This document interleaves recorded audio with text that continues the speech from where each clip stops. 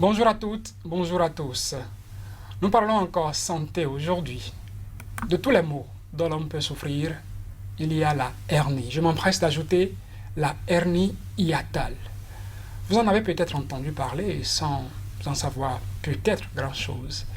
Pour nous édifier à propos, je reçois le docteur Agbo Basile. Il est naturo-ostéopathe.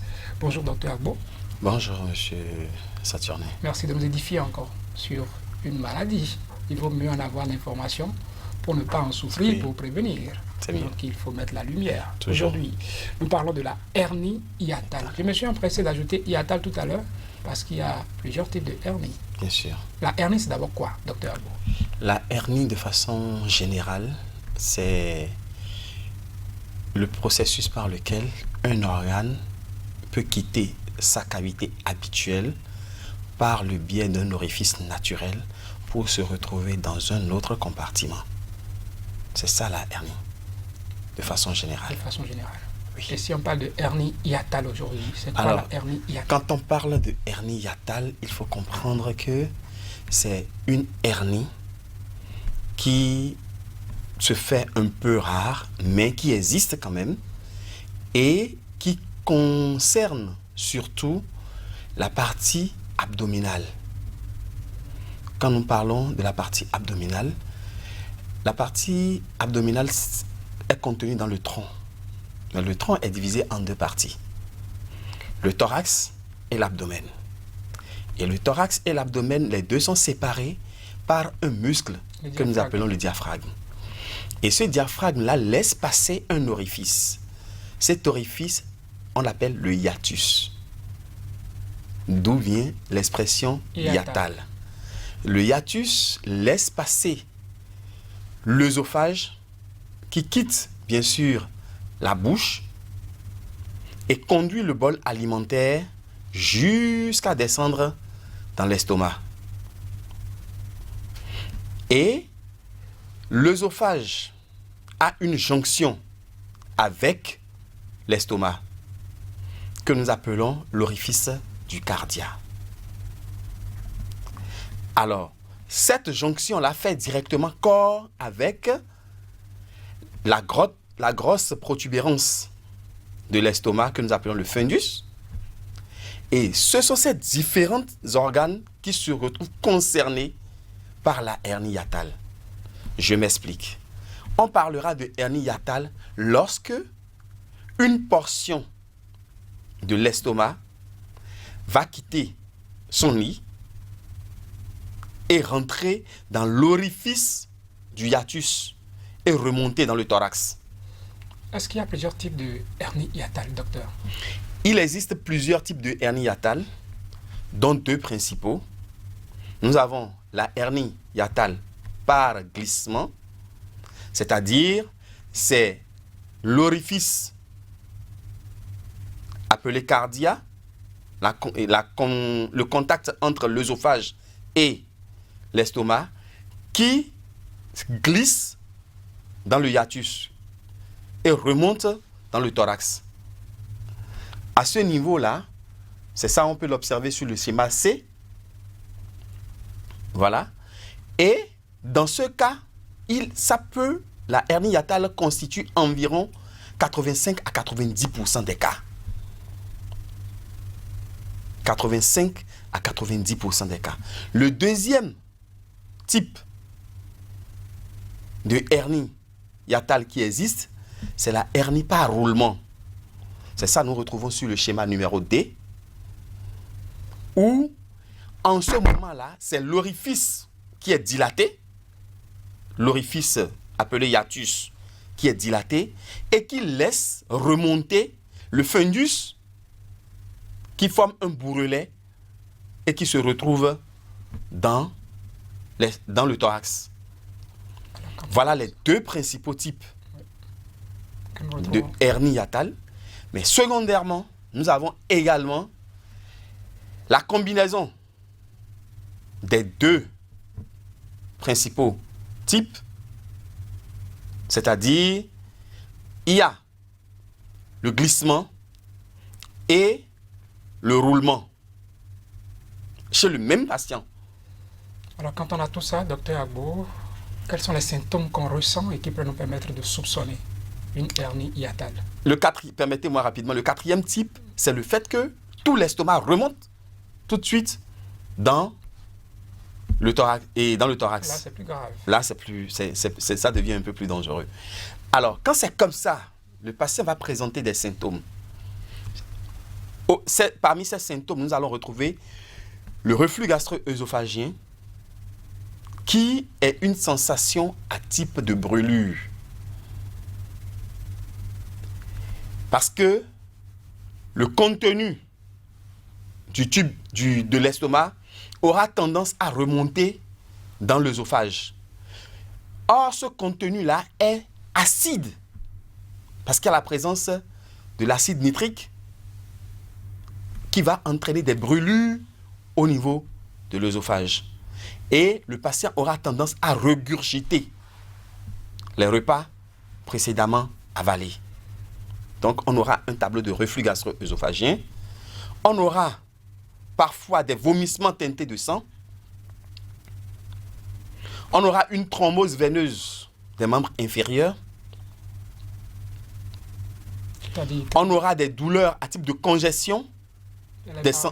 Thromboveineuses, qu'est-ce qu'il faut entendre par là? Les thromboses veineuses, c'est les veines des membres inférieurs qui s'enflent.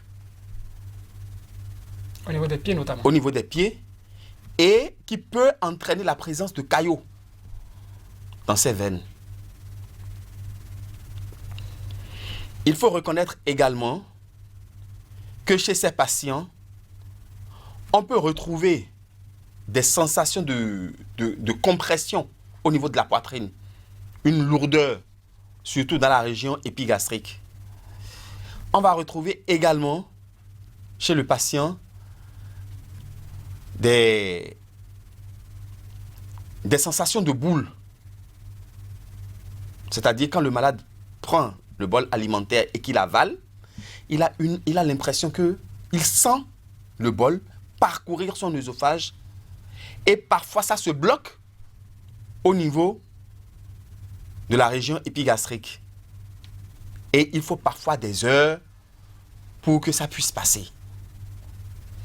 Dans ce cas, docteur, puisque là nous avons parlé des symptômes quand on ressent tout ça, quand on va certainement en consultation et puis on diagnostique une hernie hiatale, comment ça se fait? Comment peut-on s'en sortir, docteur Agbo? La hernie hiatale, généralement, est asymptomatique. C'est-à-dire la plupart des patients Vous ne ressentez rien. Qui font la hernie hiatale ne ressentent rien. Mais généralement, c'est quand les reflux gastro-œsophagiennes commencent par s'installer que beaucoup ont tendance à confondre la hernie hiatale avec l'ulcère gastrique. J'allais vous le dire, parce que quand on parle de reflux, quand on parle d'acidité, quand on parle de sensation au niveau du tube digestif, parfois on a bien tendance à confondre rapidement ce diagnostic-là avec l'ulcère.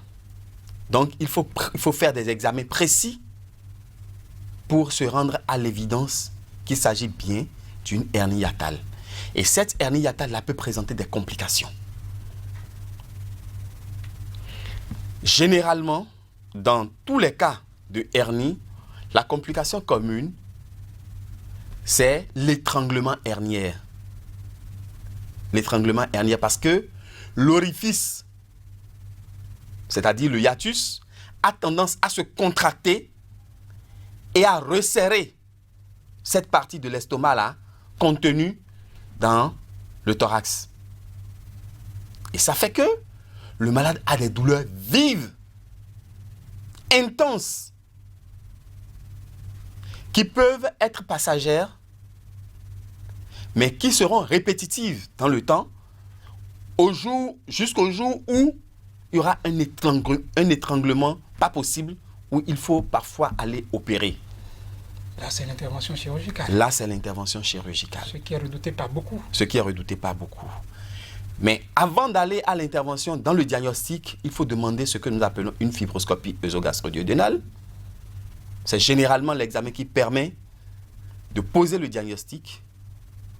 Parfois, on demande également le scanner, ou on peut demander d'autres examens complémentaires tels que la radiographie pulmonaire, qui permettra de mettre en évidence l'absence du fundus, c'est-à-dire la poche à air au niveau de l'estomac, et qui déjà nous permettra de soupçonner chez le patient une hernie hiatale. Alors, en termes de traitement... J'allais en venir, j'avais déjà posé la question. Oui. Parce que quand on a diagnostiqué tout ça, il faut rassurer nos téléspectateurs que ce n'est pas la fin, qu'on n'est pas à l'article de la mort. Oui, il faut rassurer déjà les téléspectateurs pour leur dire qu'aujourd'hui, on n'a pas besoin de recourir à la chirurgie pour régler et définitivement un problème de hernie hiatale.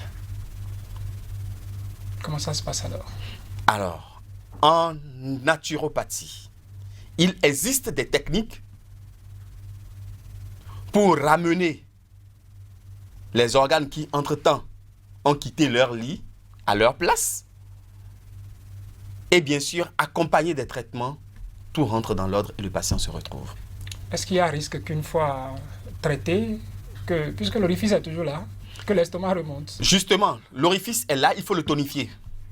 C'est-à-dire, il ne faut pas lui donner cette élasticité. Il ne faut pas lui donner cette élasticité parce que généralement, dans la hernie hiatale, il y a le relâchement des ligaments de l'estomac qui contribuent à l'installation de la hernie hiatale. Donc, il faut renforcer ces ligaments-là en naturopathie, par des techniques manuelles, bien sûr, que nous faisons pour remettre tout en place et le patient peut être satisfait. Et quand il finit tout ça, c'est qu'il faut retourner faire des examens pour s'assurer que c'est bon. Il faut retourner faire des examens. Le traitement, en général, dure un certain temps, avec des contrôles périodiques. Est-ce que dans 100% des cas, on s'en sort indemne? Oui, sans chirurgie, bien sûr. Est-ce que l'estomac qui, entre-temps, a pu fuir par un orifice ne se retrouve pas blessé? Non. Généralement, c'est pour ça, justement, que je vais demander à nos téléspectateurs de faire très attention. Dès que vous commencez par avoir les premiers signes d'une hernie hiatale, n'hésitez pas à recourir à votre médecin. N'attendez pas que l'hernie soit étranglée avant de courir en consultation. Je ne vais pas vous laisser partir sans vous demander, en quelques mots, puisque nous sommes déjà à la fin, comment prévenir ça? Parce qu'il ne faut pas attendre forcément d'en souffrir. Est-ce que dans nos gestes au quotidien, il y a des gestes, en tout cas dans notre comportement au quotidien, il y a des gestes à éviter, il y a des choses à éviter pour ne pas se retrouver... Justement, on n'a pas pu évoquer les causes parce que le temps nous a pris de court. Ouais. Mais rapidement, je vais rappeler aux éditeurs qu'il y a l'obésité, mais il y a également l'amaigrissement trop prononcé qui peuvent être à l'origine d'une hernie hiatale. En dehors de ça, nous avons une grande pression intra-abdominale, c'est-à-dire les boulimiques. Ceux qui mangent trop c'est facile, hein? Et qui ont tendance à se remplir tout le temps la panse, excusez, entre griffes. C'est comme l'estomac sous pression. Ça met l'estomac sous pression. Ceux qui ont une accumulation de gaz intra-abdominal qui mettent l'abdomen sous pression, ceux-là sont plus exposés à développer une hernie hiatale. Alors, dans ce cas, qu'est-ce qu'il faut faire? Il faut réduire. Il faut contrôler son régime alimentaire. Éviter le surpoids et l'obésité, faire du sport, éviter surtout de se coucher après le repas, aussitôt après le repas. Parce que quand vous vous couchez aussitôt après le repas a tendance à remonter vers l'œsophage, ce qui entraîne une pression sur le cardiaque. Merci Dr Agbo, nous sommes malheureusement à la fin de cet entretien déjà. Merci de nous avoir éclairé sur la hernie hiatale. C'est de ça que nous parlions aujourd'hui. On aura l'opportunité d'évoquer d'autres mots avec vos conseils pour s'en sortir. Chers téléspectateurs de Sika TV, c'est déjà tout pour cet entretien du jour. Merci de nous avoir suivis.